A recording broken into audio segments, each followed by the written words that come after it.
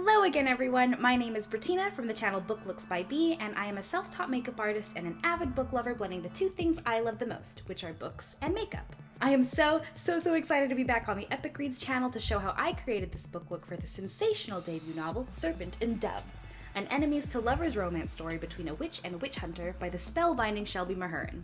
So if you're interested in seeing how I put this book look all together and maybe even recreating it, then please keep on watching. Starting with a clean bare face, I'm prepping my brows by removing any excess oil before blocking them with a washable glue stick, and I'm using several layers of glue until my brows are nice and flat. And I'm also using a fan to help each layer dry.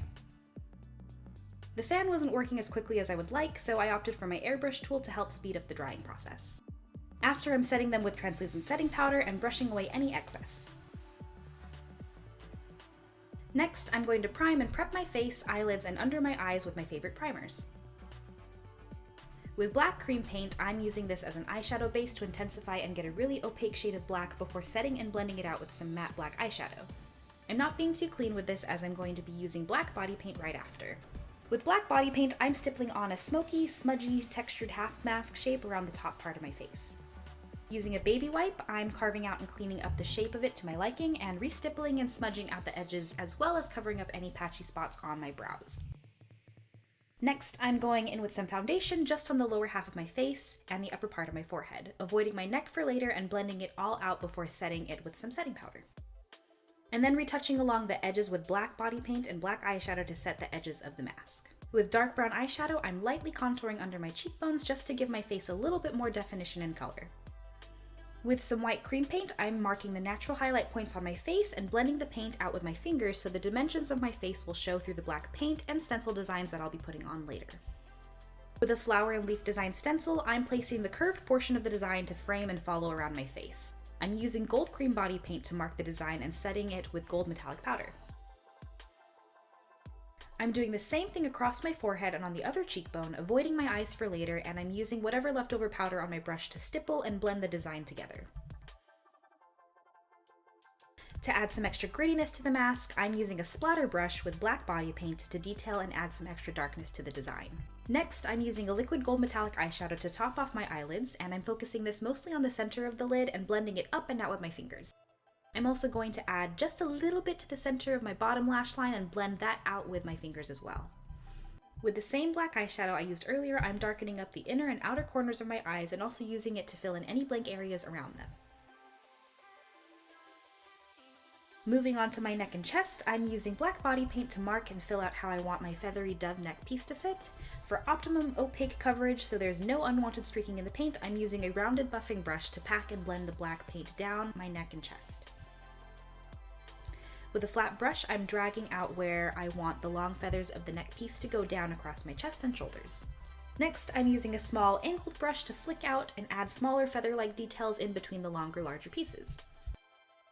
I'm also using a small detailing brush to create rounded feather/scale shapes in the negative space between the larger feathers to make the design look more like a feathery décolletage accessory piece.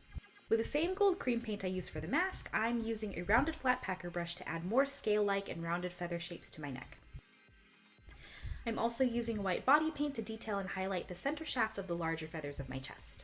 I wanted to add more detail and texture to the feathers, so with a small wet fan brush, I'm flicking out the veins of the longer feathers. And I'm lightly tracing around the edges of the feathers with a small detailing brush so the shape of the feather is easier to see from far away.